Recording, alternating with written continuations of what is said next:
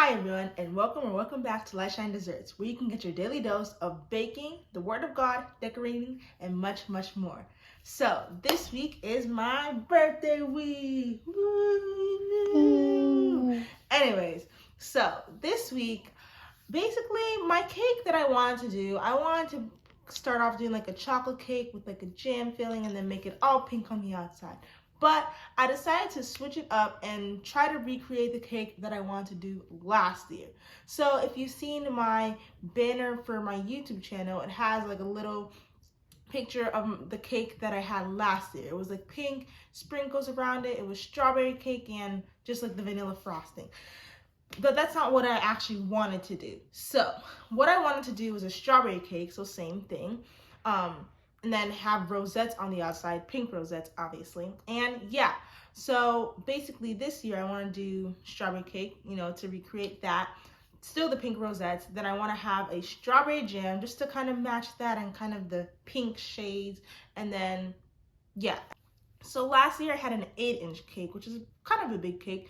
It was 2 layers, but this time I decided just to have a 6-inch that was 2 layers, and then just some cupcakes on the side if there's some extra batter just for more decorating practice. And so yeah, that's basically what I want to do. Today is Wednesday, August 23rd, and today I want to make the cookies, and make the cookie dough, and then I want to make the royal icing. Then tomorrow, by God's grace, actually decorate it and bake the cookies, make the cake later at the night so it's fresh, and then decorate it early in the morning. Then later on in the day, we'll do the whatever, yada yada you, ba ba ba boo. So for me, I've had a struggle doing strawberry flavors because every single time I try to do strawberry stuff, it's never necessarily worked out, like getting the strawberry flavor. Like it's never really been strawberry the way that you want it. Like I've only tried strawberry from the box, but like it's just nice flavor. So this time, instead, I always use regular fresh strawberries, and so it never really got the exact flavor and stuff because like it was a little bit of pink, because I even have a clip where I showed like me making it, and you could actually smell the strawberries like I said on it.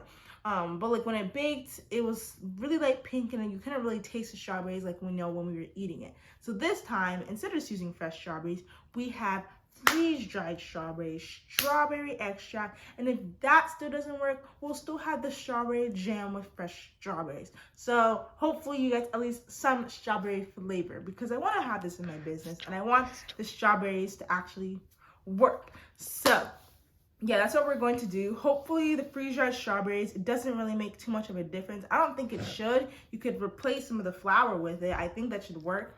But yeah, anyways, let's get baking.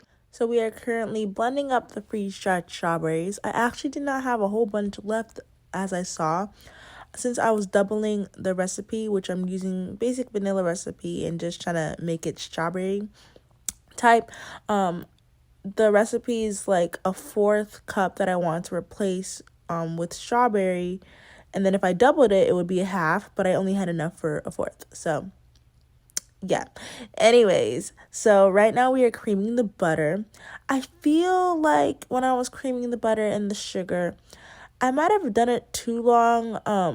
The instructor I had, she said to do it for like 10 to 20 minutes, but like most people say that like it shouldn't take super long to cream the butter, but like I just waited until it got really light in color and more fluffy and not like really hard and just weird looking. As you can see, as it goes on, it tends to look more white and more fluffy and creamy. Not really like frosting, but you know what I mean. So we're adding in the eggs, which we're using 4 of them because we're doubling the recipe. I don't really like always having to double recipes just because some recipes use a lot of stuff. Like I wanted to try to find a real strawberry cake recipe, but like most of them, they use so much egg whites. Like they would use egg whites for no reason. I don't know why they can't just use eggs, but like 6 egg whites, and like what am I going to do with all those egg yolks? And then they also use real strawberries, which I didn't really want to use because that's just a waste. But anyways, here we're adding strawberry extract and vanilla extract just because I don't want it to be too extracty. That's why I don't only use the strawberry extract, and that's why I use freeze-dried strawberries. But I did add like a little bit more strawberry extract, mix it in with vanilla, and then so it can be an even amount. I would say you could even just add strawberry extract itself and it should be fine, just like obviously not too much. And the thing is, you should taste the batter just in case. What I do, I pray before I taste it because something could happen. But anyways, I added food coloring into the liquid so it's pink as I'm pouring it in. I'm doing the dry ingredients, and then I'm doing the what's supposed to be buttermilk. I'm using cultured dry buttermilk instead of real buttermilk because that doesn't run out super quick like that. That doesn't expire super quick like that. And so that's why it's just water, because you can use just water. Anyways, so now the thing is, the batter always looks curdled whenever I add in the water. That's why I try seeing if I could end with flour, or at least like the last time I have for flour, like I add a lot more so then it's like even more dry. So then when I add the last bit of liquid, it doesn't look curdled, because the curdled isn't appealing. Because what if it happens where it's like still curdled at the end? Maybe I didn't mix it long enough, but as I'm mixing it gets smoother. Like when I add the last bit of water, as you can see right here, it will start to get more smoother as I whipped it faster, because I was like, let me just whip it faster because it gets it done fast. Very yummy, and I think it tastes like strawberry.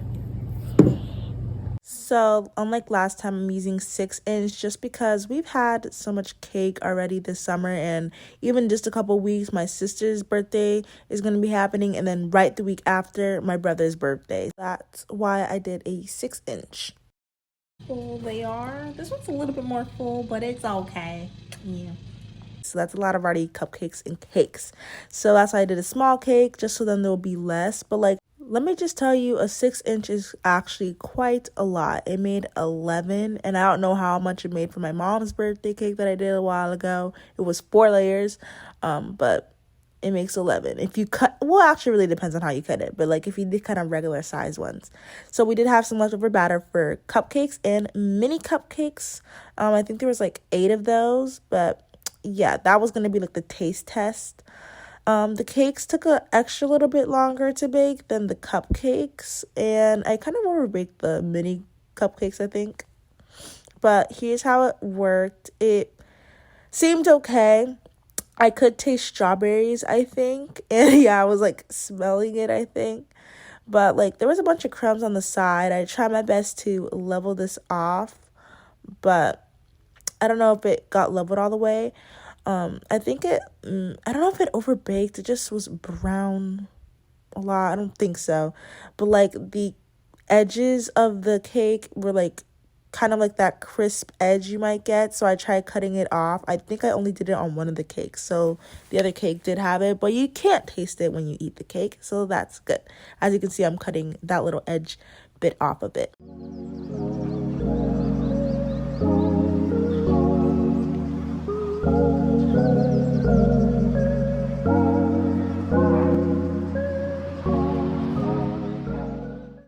Okay, so right now we're making the jam, and this is kind of after I like did it.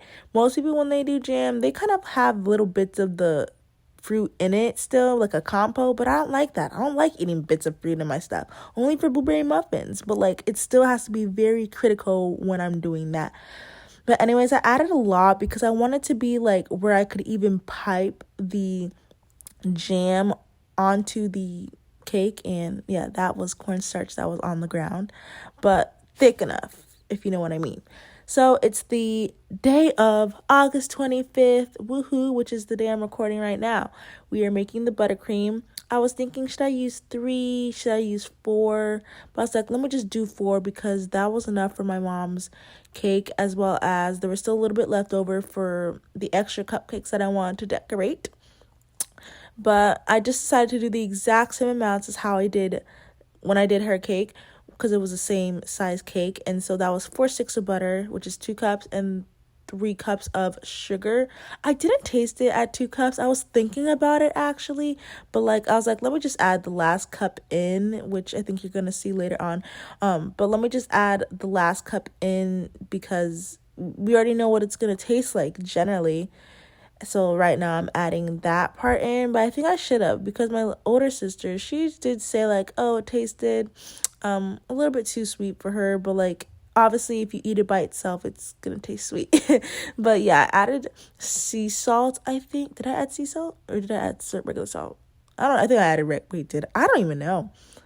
I think I added regular salt, so never mind. I think if I added sea salt it would be like, I don't even know. But anyways, we just added some regular vanilla. And when I added in the milk, it got a little bit more wet or liquid. I don't know how to say it. More smooth and liquidy. But like, I just didn't want to make it too like soft because then it wouldn't be stiff enough for the rosettes. But we added in some pink. I kind of did it a light amount, and here I'm brushing on the simple syrup. So the cakes have been in the refrigerator overnight, and like it's like kind of soft but it's like still cold and all that, so hopefully it soaks in. I think it did. I don't know.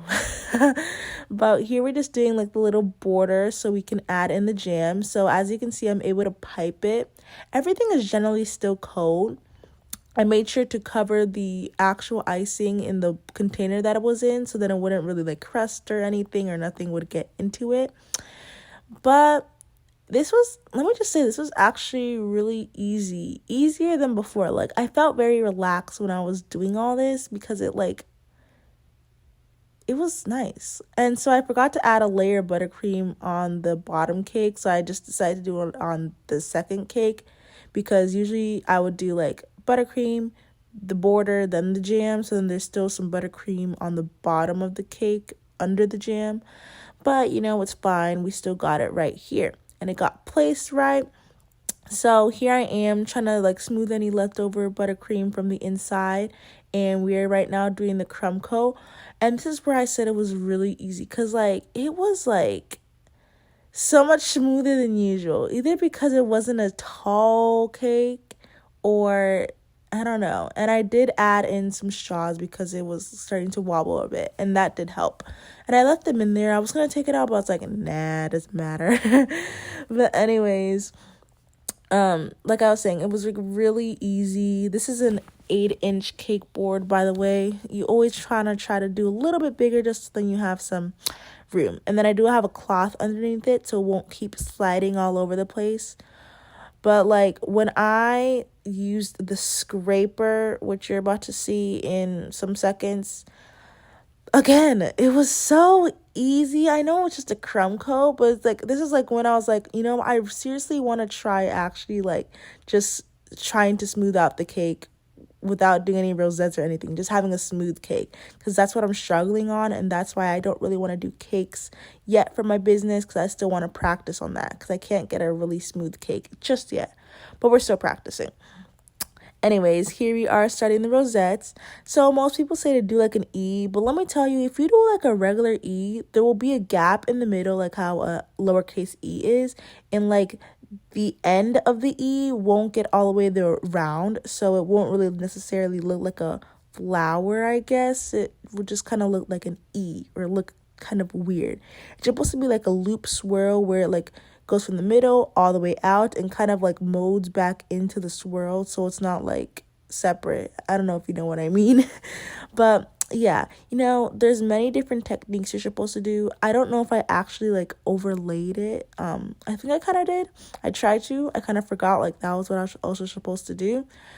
But as time went on, I like did get better, kind of. This is a short cake, so maybe that could be some reasons why it was kind of hard at the beginning and even now. But typically when there's a bunch of gaps, you just can pipe a little star or just pipe a little bit squiggle or something so that you can kind of cover it up, because you want to try your best not to be able to see the actual cake, because it's supposed to look pretty and elegant. And the reason why I wanted to do this last year, I don't know. Let me just tell you, if you do a rosette cake, there's going to be a lot of extra frosting. Like on the end pieces, it's going to be a bunch of frosting on the ends. Like it's a bunch of frosting that's used for this. Literally. But anyways, we're just filling in any of the gaps. There were still some gaps left over, but like it was still pretty much all covered up. And now we're going to be adding in some like pearls and some royal icing from the last video. Sprinkles that I had left over that I made yesterday. Wait, did I make it yesterday? Yeah, yesterday. And yeah, I made it yesterday. They're kind of white. I try to do like dot type of technique royal icing pearls, and I wanted to add gold, but I didn't have enough, nor did I have any big white pearls, so I just had to try to take it off, which kind of messed it up a little bit, but it's okay. And we added some white pearls also throwing on, and here's what it looks like in the end. I'm sorry I'm rushing, I'm just talking so much about random gibberish. But today our cousin and my sister's friend came over, and I wanted them to do a cupcake decorating competition or just decorate some cupcakes. And this is where we did the waste of the piping bags, if you saw the last video, because I just don't like wasting piping bags. I had small ones ordered, but they're not coming until later on.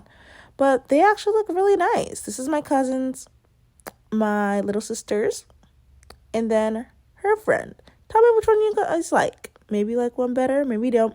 Who knows? But this is what it looked like. We didn't get a 1 because there was no 1 at the store. So we just have a regular candle and a 5. Let me tell you, the 5 broke. It broke, okay? But anyways, thank you guys so much for watching. If you guys have any questions, tips, or anything you want me to bake in the future, feel free to comment down below, and have a blessed week. Bye.